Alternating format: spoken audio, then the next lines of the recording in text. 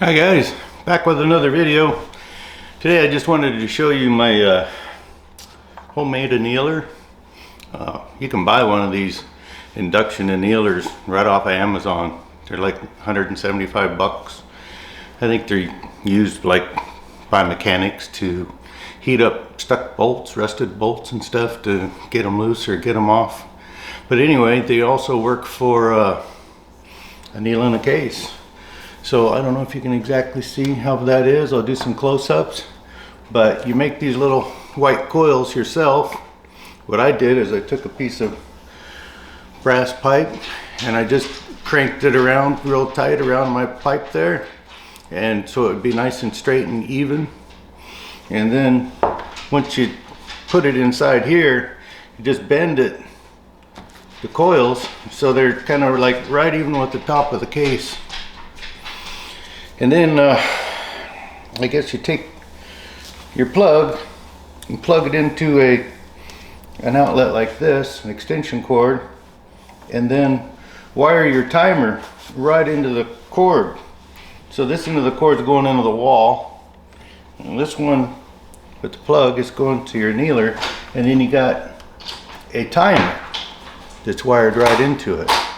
So the timer, this type of timer, has like it turns on for whatever set amount of time you want to set it for, then it turns off and gives you time to move to the next case, and then automatically turns back on again. So every single case is annealed with the exact same amount of time. You know, you got to play kind of with how much time it takes. I've got my little list here that I made. You know, some of it's like 3.5 seconds, some of it's 3 seconds, some of it's 4 seconds. Just depends on what kind of cases you're dealing with, whether it's Peterson or whether it's a 6PRA or whether it's you know, a 284 or whatever. Different sizes is going to take different amount of times, and you got to kind of play with that.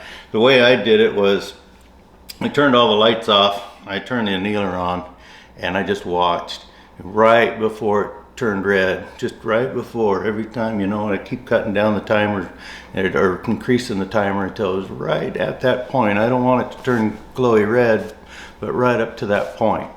And I did this simple annealer for a couple of years of my my shooting. I went and won the nationals twice at 600 yards using this for my annealer.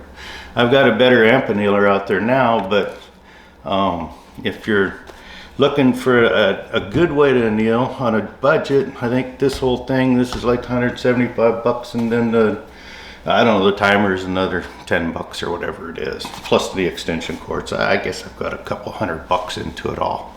So, but it works good. I mean, see if I can show you. Like, here we go.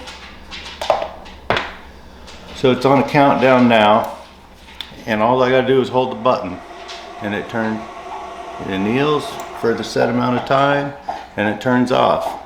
Gives you time to move to the next case, and it turns back on. Right now I think I've got it set for, what is it, I've got 5-second delay, and it looks like it's like on for 5 seconds. So I must have been, the last time I was doing this, I must have been doing my 284 brass. But you can see the coil start smoking, getting hot. So you can only do so many. And that's the drawback about this thing. That thing starts smoking after 5 or so, and that's about all I really want to do is 5. For me, I would do 5 at a time. While those were cooling, I'd take the 5 that I did previous, I'd go over there and I'd resize them. And by the time I was done resizing those and working those, I'd come back and do 5 more, and I kind of had a little assembly line going, I guess. But the nice amp annealer, now you can just drop them in there and do the whole lot, whereas this, the thing gets too darn hot. Now you can also make extra,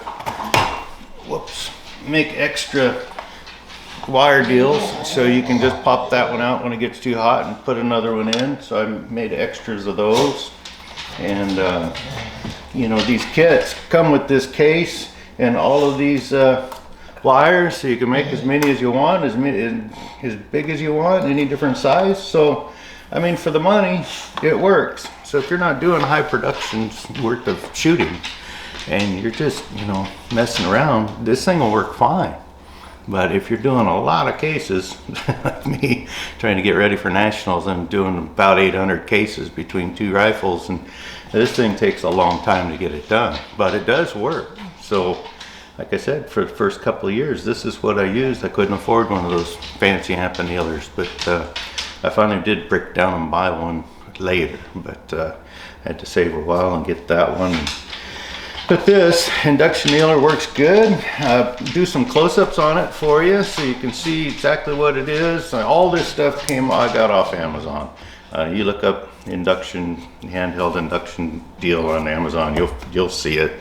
It works just fine. Same with this timer. It came from Amazon. You know, this whole kit. This kit with this, all of these little parts all come with this, the case too. So it's not a bad deal. It works. So I'll do some close-ups for you, and I was glad to show you that one anyway. Hopefully that'll help some guys out there. You look in the instructions and it shows you what they usually use this thing for. Just getting bolts off of there. I don't know if you can see that, but you heat up the bolts to get stuck bolts loose. But if you want to do some brass with it, it works just fine. So that's enough for this one. Have a good one.